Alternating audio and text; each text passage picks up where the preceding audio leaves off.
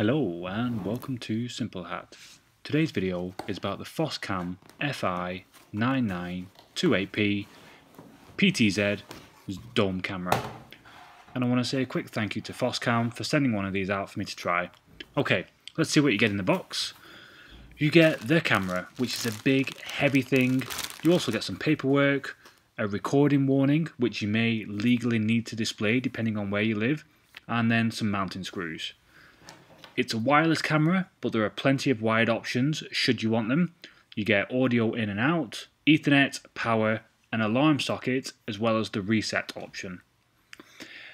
Physical installation was a bit fiddly, mainly because the mounting holes are quite awkwardly placed, especially the lower two holes which are tucked away behind the camera assembly. Once you've got it physically installed, next comes the setup. Foscam doesn't have a Chrome plugin, so you have to access the web interface using either Firefox, IE or Safari. Now I set this camera up initially via an Ethernet cable and then entered my Wi-Fi settings, and from then on I ran it on the Wi-Fi. But if you have an Ethernet run close by, you can use that. Once you've got it on the network, the first thing to do is update the firmware. Foscam identified some large security holes in the firmware recently, and they have subsequently patched them, but it's really important that you update the firmware as soon as you get it out of the box. This is a PTZ camera. Let's have a look at that. You can pan up to 355 degrees, and when you include the wide field of view, you do have a full 360 degree viewing angle. It can tilt 90 degrees, so if you mount this high on a wall, you'll get great visibility. And when you add the 4x optical zoom into the mix, you are left with plenty of viewing options, making it quite a versatile camera.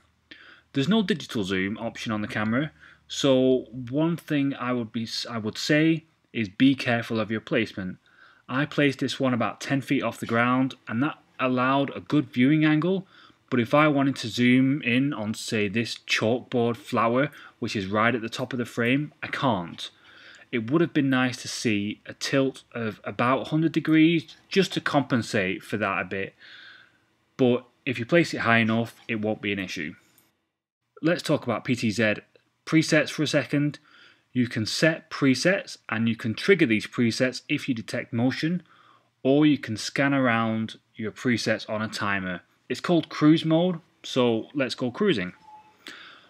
One thing that was a shame is that the camera doesn't remember the zoom level as part of the preset, so I can't go from zoomed in on one preset and then zoomed out on another, which seems like an oversight really. The video quality is fine. You can swap between 1080p, 720p resolutions depending on your storage preferences. You can go lower than that if you want.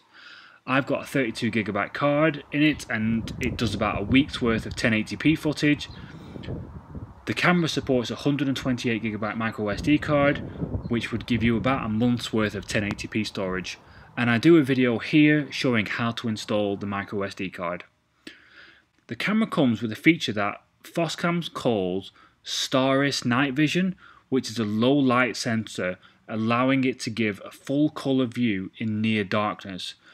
Here is a comparison with one of my other cameras looking over the same view at roughly the same time, and I think it's clear you can see the difference. The infrared lamps allow for a great night vision option. There are two lots of IR lamps which, depending on your zoom level, activate separately to allow good viewing whatever you're doing. The literature says 60 meter viewing, but the tree in this view is about 30 meters away from the camera and it's fairly well lit. So that's enough about the hardware. What about the interface? Well, it uses the same software as the FI9900P, which I reviewed here. The only major difference is the addition of PTZ controls. Again, the interface is clunky, yet functional. However, you've got to bear in mind that this is a pro level camera and it's likely you're not going to be logging onto the web interface to manage this camera. It's likely you're going to use it with some sort of NVR, maybe Blue Iris. So the interface is not something you will likely look at after it's been installed. There was one thing I didn't like about this camera, and its ability to record sound. The camera has the ability to plug in a microphone and then sound can act as a trigger. For me though, that wasn't a feature I wanted to use. However, I got a weird sound artifact coming through whenever I watched a live stream. You can hear it here. You can switch it off temporarily whilst you're looking at the live stream, but it's just a bit annoying and I can't figure out where the sound is coming from. I've tried plugging in various headphones or 35mm jacks into the camera system to try and stop the sound coming through, but I can't. Like I said, a minor thing, bit annoying. You probably won't hear it if you're using an NVR. It's just something to be aware of. Okay, so overall, what do I think? Well, it's certainly a versatile camera. It would be ideal for a small business looking for that extra level of security. It would also be great as a home security camera. It certainly has a presence and will act as a visual deterrent to any would-be burglars who saw it on the side of your house. So I do love that aspect of it. I mentioned earlier that the weakest part of the camera is the software. It is functional, but it's just not slick, if you know what I mean. Okay, what about the price? Well, it's pretty expensive. It's £250 in the UK. But for that you get really good low light and night vision. You get a ton of options in how you use it. It has some drawbacks, but it is a premium product, and that comes through in the build quality and the video quality. I especially liked the low light viewing experience. And that's it. Thanks very much for watching, and we'll see you next time.